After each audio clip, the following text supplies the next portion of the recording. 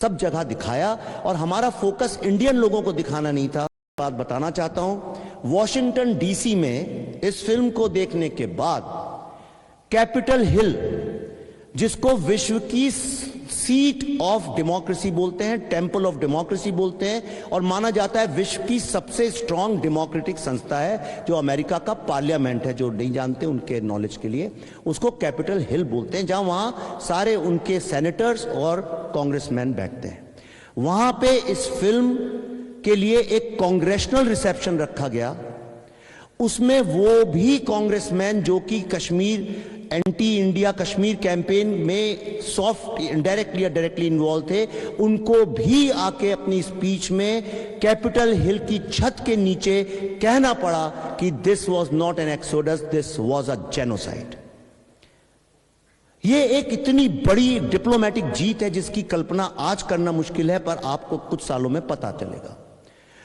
America की जितनी top universities हैं, हार्वर्ड क्लब में हो, चाहे जॉर्जिया टेक यूनिवर्सिटी हो, चाहे यूनिवर्सिटी ऑफ मैसाचुसेट्स हो, यूनिवर्सिटी ऑफ ह्यूस्टन हो, यूनिवर्सिटी ऑफ डेनवर हो, वहां सब जगह इस फिल्म की इंपैक्ट स्क्रीनिंग्स रखी गई, जो कि अमेरिकन व्हाइट्स और ब्लैक्स और सब लोगों ने देखी, जिनके सारे इंटरव्यूज और सब अवेलेबल हैं यूट्यूब में।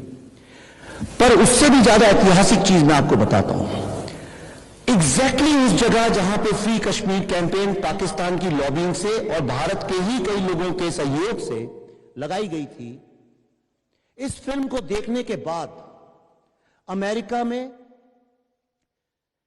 इसके जो व्यूअर्स थे, जिन लोगों ने देखा, उन लोगों ने स्वेच्छा से बिना किसी के बोले पैसे कंट्रीब्यूट कर करके अंततः उसी टाइम स्क्वायर में, जो विश्व की सबसे प्रतिष्ठित, सबसे बड़ी, सबसे महंगी होर्डिंग की साइट है, इस 26 जनवरी को कश्मीर फाइल्स का वहां पे होर्डिंग लगवाया। और पहली बार उसी टाइम स्क्वायर में, जो विश्व की सबसे प्रतिष्ठित, सबसे बड़ी, सबसे महंगी होर्डिंग की साइट है, इस 26 जनवरी को कश्मीर फाइल्स का वहां पे होर्डिंग लगवाया।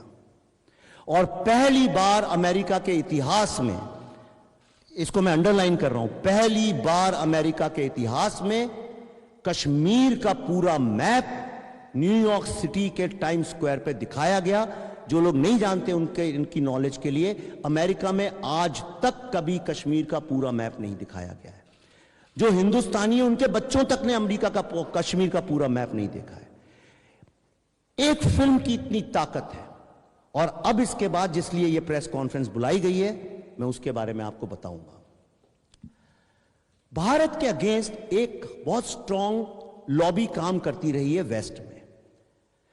जब एब्रोगेशन ऑफ आर्टिकल 370 हुआ, तो उसके बाद तमाम ऑर्गेनाइजेशंस में, जो मोस्टली उसमें कई सारे भारतीय भी इन्वॉल्व थे, पर जनरली उसमें काफी पाकिस्तान लॉबीज इन्वॉल्व थे, तरह तरह की ताकतें जो भारत के अगेंस्ट काम करती हैं, उन्होंने वहां की जो स्टेट है, वो एक अपने आप में राष्ट्र की तरह होती हैं वहां की स्टेट्स।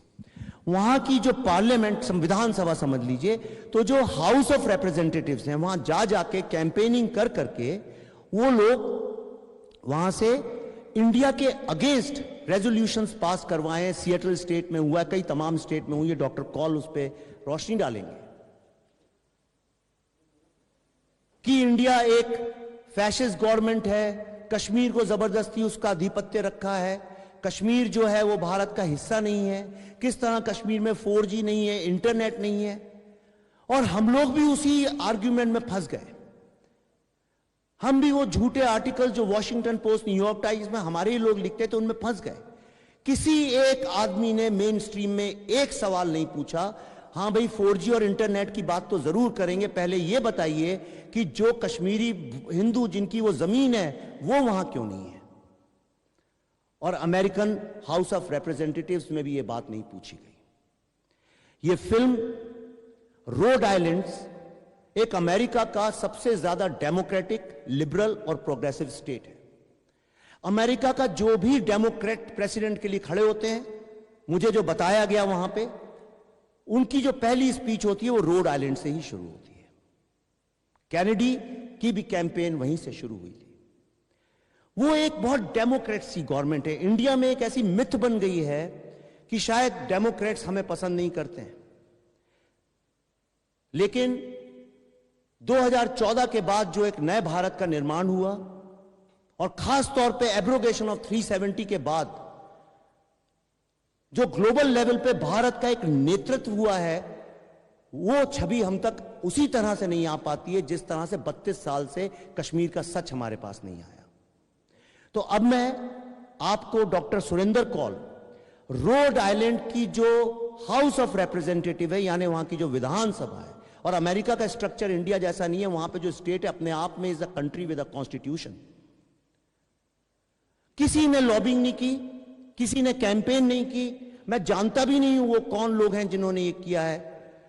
वहां के हाउस ऑफ रिप्रेजेंटेटिव ने हमारे लिए एक प्रोक्लेमेशन इशू किया है, जिसको डॉक्टर सुरेंद्र कौल कल अमेरिका से अपने साथ लेके आए। उसको वहां के मेजॉरिटी लीडर और माइनॉरिटी लीडर, मतलब Democrat leader of the house, Republican leader of the house and the speaker of the house ने उनके ऑफिशियल एम्बलम के साथ उसको सर्टिफाई किया है। इससे बड़ी जीत भारत की अखंडता के लिए पिछले 70 साल में आज तक नहीं हुई। यह इतना ऐतिहासिक मौका है। अगर आप इसकी गंभीरता और इसको समझेंगे तो मेरे ख्याल से हम सब मिलकर भारत का नाम सारी दुनिया में कश्मीर की अखंडता को लेकर एकजुट होकर काम कर सकते हैं। अब मैं डॉक्टर सुरेंद्र कौल से चाहता हूं कि वो कहां है, एक सेकंड, राजू सर्टिफिकेट कहां है?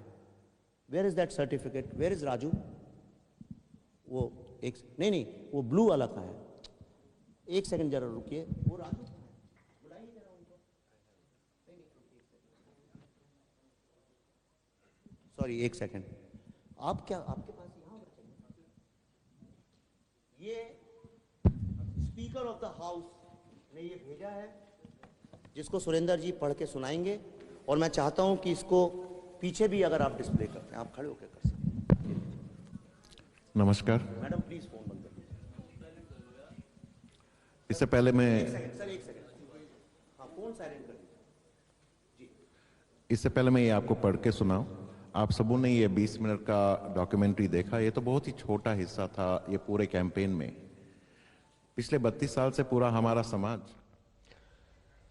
Now, the Congress party has raised some serious objections with regards to what's been depicted in this particular movie, The Kashmir Files. Let's listen into some of the reactions that have come in. Now, if you look at Kerala politics today, for the past 30-40 years, Muslim League, which is part of the Congress alliance in Kerala, the UDF, I mean, they call all the shots and they support all the radical elements. In fact, Muslim League, which was possibly a soft kind of a fundamentalist party, today has become a radical fundamentalist party, and the Congress party absolutely goes along with that. I don't expect the Congress party to be sensible because they understand nothing. They don't understand history. They don't read facts. They're just trying to blame other people. Part of appeasement politics, sir? Of course, it's part of the appeasement politics, and this has been on for a long time. If you look at the history of India, look at the communal clashes that has happened in India. Who has set them up? It's a Congress party which has set them up from Punjab onwards. No, I think it's absolute distortion of the history.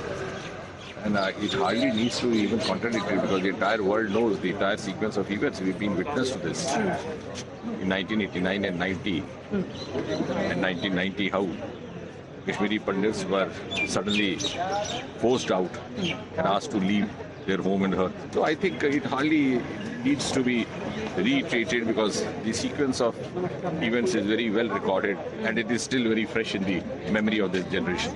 Congress party ने तुष्टीकरण की सारी हदें पार कर दी है और इस बार कश्मीरी हिंदुओं के नरसंहार, उनके त्रासदी को नकारने का महापाप कांग्रेस पार्टी ने किया है। इसीलिए आईएनसी को इंडियन नेशनल कांग्रेस नहीं बल्कि इस्लामो नाजी कांग्रेस कहना ज्यादा बेहतर होगा। ये वही कांग्रेस पार्टी है जिसने इतने वर्षों तक कश्मीरी हिंदुओं के नरसंहार के सच को दबाने का, छिपाने का महापाप किया। Let me go across, in fact, to my colleagues, Ishan Vani as well as Mohit Bhatt, who are joining us for more reactions that have come in from political circles in response to the Kashmir files. Ishan, if you could just take us through the reactions that have come in Jammu and Kashmir itself, particularly from parties such as the National Conference as well as Mehbooba Mufti, who in the past have tried to blame the then governor, Jagmohan, for what happened. Well, yes, these political parties have been blaming Jagmohan for taking a decision to take out Kashmiri Pandits from Kashmir Valley. And they have also criticized in the past the centre and particularly the BJP for using Kashmiri Pandits for the vote bank politics, given the nature of they are still living across India in different parts of India. And they haven't got their demands yet fulfilled, which includes giving them homeland in Kashmir Valley, because they had to leave Kashmir Valley in 90s when the armed militancy started. They left their belongings and everything here, and that's when they moved out of Kashmir Valley under the directions of the government. Also, Ishan, let me just interrupt you there, but what's the perspective on the ground in Jammu and Kashmir over the movie Kashmir Files? What's the response coming in from the people of J&K? Well, not many have seen the movie, given the fact that there are no cinema halls in Kashmir Valley. They were also shut in the same period of time when this exodus took place in the 90s, so people don't know much about the movie. But the people are responding sharply. So we'll have to wait for how it turns out politically also, because people are yet to see that particular movie. But in the past as well, they have stood neck to neck with the Kashmiri Pandits and have demanded that their return should be done. Now one has to wait for the people to actually say that the controversy that has been created by that particular tweet that the Congress did. But one has to see that how do people and other political parties react, because now we are also only seeing certain political parties react over this issue, but there is still silence from certain political corners. One has to see that how they react in the next coming hours. Right. The Congress party, including its ally, the National Conference, have in fact responded to the film and have once again placed the blame for what happened in 1990, the exodus of Kashmiri Hindus, at the door of the then governor, Jagmohan Malhotra, who had taken over as governor on the 19th of January 1990. Let me take this across to Mohit Bhatt as well. Mohit, we all read the tweet that had been put out by the Kerala Congress in response to this movie. And what they've done is indulge in a lot of whataboutery as well, talking about the number of Muslim casualties that took place in the aftermath of the 1980s as well as the early 90s, when there was a whole host of incidents which captured the turbulence then in Jammu and Kashmir. So there's been whataboutery on the part of the Congress on this. Well, Siddharth, in thread of tweets, Kerala Congress in a way has whitewashed what has happened with the Kashmiri Pandit. They have whitewashed the genocide, they have whitewashed the ethnic cleansing, and we know for a fact that how during a span of few days Kashmiri Pandits were forced to move out of Kashmir. The announcements were being made and they were specifically targeted. Women were raped, the men were killed, and we know for a fact that how the people who were sitting in Kashmir, people like Yasin Malik, organization like JKLF, they were all responsible for this, but not a single mention of Yasin Malik in those tweets. Now, what Congress in those particular tweets they have done is they have clearly said that no ethnic cleansing took place. They blamed it on terrorists, but those terrorists were being supported by the people who were sitting in Kashmir at that particular time. They could have directly blamed Yasin Malik for that. They could have directly blamed the people who were sitting in Kashmir at that particular time, who were taking help of these proxy Pakistan to... And Bitta Karate as well, who confessed to the murder of Kashmiri Hindus. We'll slip into a short break right now, Mohit, as well as Ishan. We'll come back with more updates on the other side. Stay tuned.